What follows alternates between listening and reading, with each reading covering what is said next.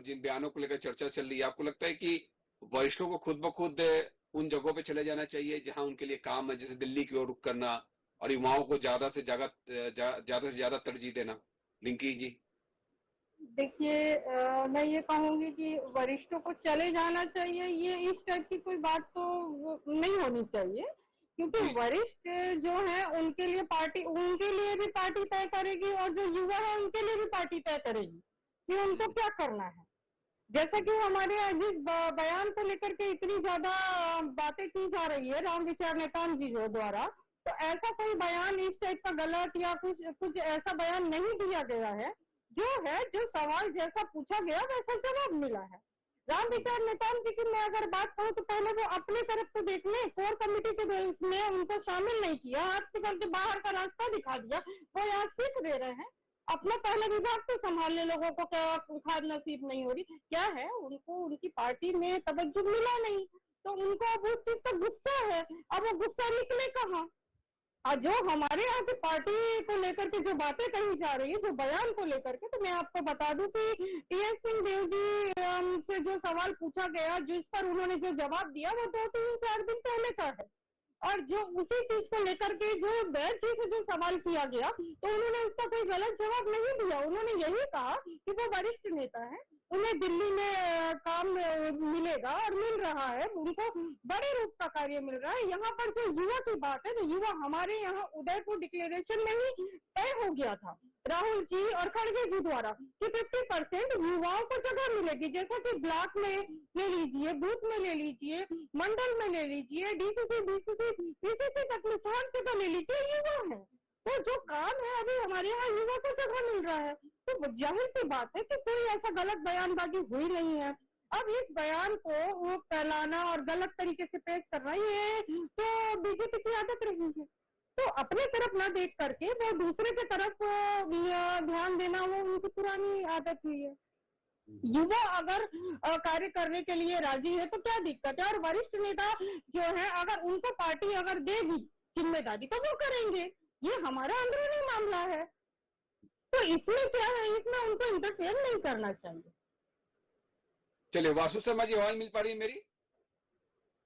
जी मिल पा रही है, मिल पा रही है। बीजेपी ने जो निशाना साधा है, और रिंकी जी का यह कहना है कि बीजेपी को चिंता करने की आवश्यकता नहीं है, अंदरूनी मामला है कांग्रेस का। गांधी जी, कांग्रेस पार्टी और गुटबाजी दोनों एक दूसरे के पहलू हैं। जी। कांग्रेस पार्टी जहां जहां पर भी है वहां वहां गुटबाजी चरम सीमा पर है। गांधी जी, अरे भाई ये मैं नहीं साहब, कह रहा हूँ। भाई साहब, पहले अपनी गुटबाजी देख लीजिए, रिंकी जी, अपनी गुटबाजी देख लीजिए। अभी तक निगम मंडलों की नियुक्ति नहीं हो पाई है। 2 लाइन बोलना चालू किया, आपके यहाँ अभी तक निगम मंडलों की नियुक्ति नहीं हो पाई है, सदस्यों में एकता नहीं बन पा रही है, इतनी बड़ी गुटबाजी है। आप गांधी जी की बात कर रहे हैं। आप चिंता मत कीजिए, पूरी पोल खोलते। अरे आप क्या पोल खोलेंगे? आपकी पोल तो पूरी दुनिया देख रही है।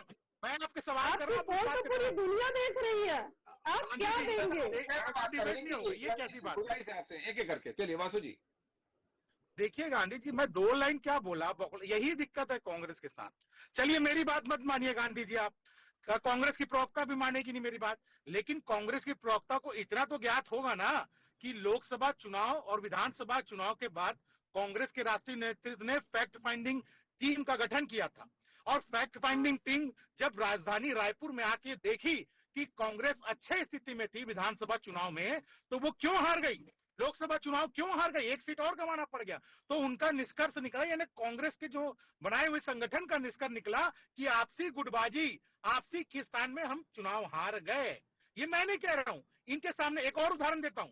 रायगढ़ के कांग्रेस के जिला अध्यक्ष राहुल गांधी जी के सामने जाके कहते हैं, ये बड़े बड़े अखबारों में छपा था कि कांग्रेस छत्तीसगढ़ में कांग्रेस संगठन आधारित पार्टी नहीं है, नेता आधारित पार्टी। हमारे यहाँ तो हमारे यहाँ एक ब्लॉक, हमारे यहाँ ब्लॉक, बूथ और मंडल, इनमें इनके लोगों को भी, कार्यकर्ता को भी इतनी आजादी है। हमारे यहाँ कार्यकर्ता को भी इतनी आजादी है कि वो डीसीसी में अपनी बात को लोगों के समक्ष रख सकता है।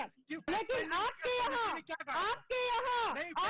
केवल पर्ची आती है, आपके यहाँ इतनी आजादी नहीं है। आपके यहाँ जो है, जो अच्छा बोलने वाला नेता होता है दिखा दिया जाता है। आप अपने यहाँ की बात क्या करेंगे?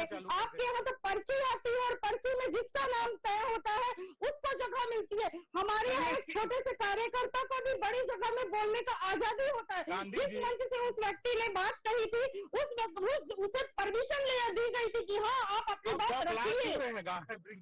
हम बौखला नहीं रहे, हम बता रहे हैं कि आपने जो कांग्रेस पर उंगली उठाई है ना उसका जवाब हम आपको दे रहे हैं कि आपके यहाँ जो है बोलने की आजादी नहीं होती है। और वरिष्ठों की बात होती है, किन किशोर